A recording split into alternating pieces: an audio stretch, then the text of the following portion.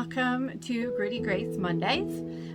My name is Bree, and if you haven't seen, last week we talked about the chapter on patience in Gritty Grace of Motherhood. And this week, it's gonna go down before it goes up.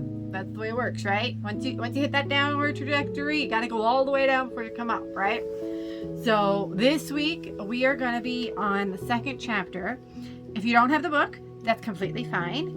But if you do want a copy of the book, please check out the link below. And like I said, if you haven't seen last week's video, go ahead and check that out as well. This week we are doing the silent struggle, which is all about postpartum depression. With my oldest, I experienced it really bad. It came mostly in anger and sleeplessness and what have you, things like that. I want to preface this and all other portions. If you do need medical help, as in like therapy or even medical, please absolutely take advantage of that in the system. At no point am I saying don't do that. What I am saying though is that does work, but you still need the faith element. So this tackles having faith when that is your reality, and how do you answer some of those questions and deal with some of those feelings, and what I learned through that. So without further ado, let's jump right on in, and I'm going to read the story plus a little bit more, just a little bit more. So, my eyes remained closed when they placed my firstborn son onto my chest. My arms automatically wrapped around him to keep him from rolling off. His labored breathing and little hooing noises didn't concern me. I ran my hand over his wet, wrinkly body and sobbed as I slowly opened my eyes and stared in wonder at this tiny creature on my chest. "Hi there," I cooed, brushing my hand through his gooey hair and marveling at how soft it was. "Oh, that was so scary, wasn't it? You're okay. You're okay." "Mom," the nurse said, "if his breathing doesn't clear up soon, we'll have to take him to the NICU." I glanced up at her and nodded before turning back to my son. I cuddled him and kissed the top of his head until the nurse took my little hooing son away. Even when I visited him in the NICU, I didn't worry. Nothing was wrong. It wasn't until 24 hours later, when he threw up black goo all over himself in the crib during his first night with me, that I felt actual concern. And it wasn't for his health. He was crying, so I knew he wasn't joking. He was going to be fine. What made me worry was the look on the nurse's face.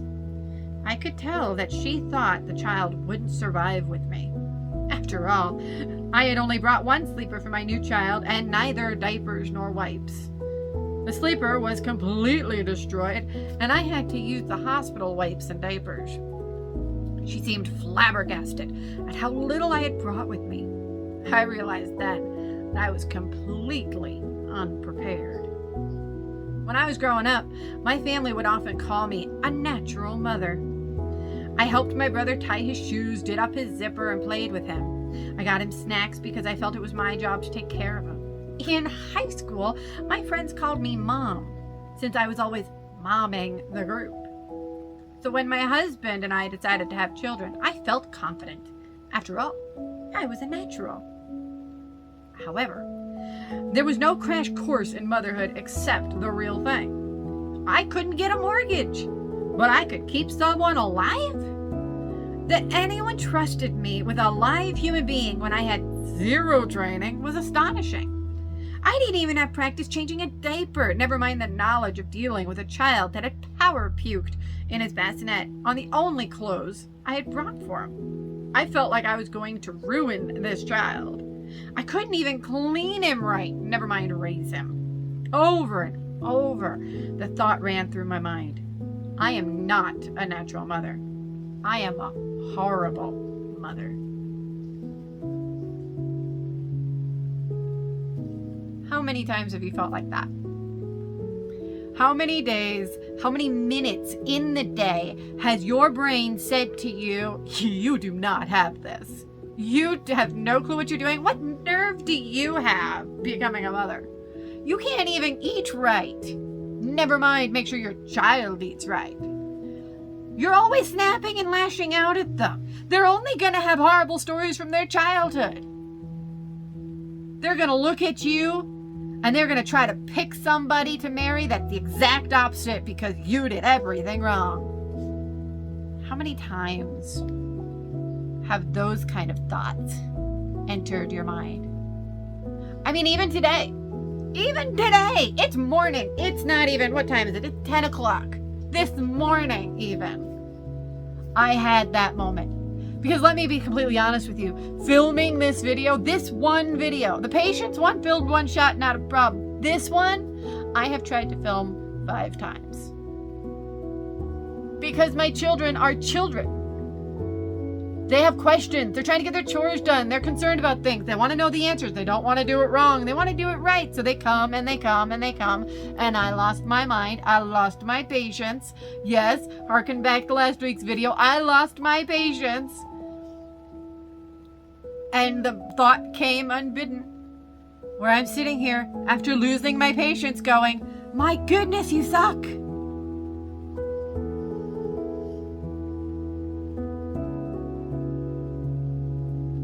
How wrong is that? Because if nothing else, we should be showing our children that we're human. That we make mistakes. We should be apologizing when we do lose our patience, when we have that blow up, when we lose our minds. We should be automatically going to our children saying, look, that was not right. I screwed up. I am so sorry. All you wanted to know was where the dish went. Right? But our brains get caught in this loop of, I am a horrible mother. And that's not from God at all, is it? At nowhere in the Bible does it say that his children, the people he loves and he created, are absolutely horrible. I say nowhere. Maybe he thought that in the Old Testament, true. But at no point did Jesus say that. Instead, he has patience and he comforts. We need to focus our minds not on how we feel. Because how we feel is not always accurate. It is not always indicative of reality. It is not indicative always of all the perspectives. How we feel can easily be a trap. And if we stay in that trap, rather than relying on God and calling on God, just like last week, how I said, we got to rely on him in the ordinary days where nothing is out of the ordinary. It's just the routine. Get up, do what you got to do, and go to bed. There's no hospital runs, no scares, no anything major. But in those mundane days, it's when we need to practice fervently following exactly what God wants us to do and training our minds on everything that is good and pure and holy and from God, not from ourselves, not from the devil. If we don't do that in the everyday mundane, then how on earth can we do it when the interruptions happen? Mom, this week I just want you to focus, and I want you to catch yourself. Be aware of what happens in your brain. Be aware of what is happening in your mind. Be aware. Catch yourself in those moments. Ask God to go, God, show me the thoughts that I have regularly that are not from you. And he will. He will pinpoint them, and you'll be stunned, and you'll sit there and go, how in the world have I believed this lie for so long? Only believe what God's got to say about you. He's the only one who has an accurate picture of you. He's the only one who knows you. Your spouse does not know you like he does. Your parents don't. Your friends don't. Your children don't. Nobody on this green earth knows you like God does. So don't ever believe something that is not biblical from God. You do not suck. You are put in your children's lives for a reason. God picked you because he knew your child needed you. Well, that's all we have for today. If you'd like to read, pick up your copy of Gritty Grace of Motherhood. It's down below, and I will see you again next week. Bye.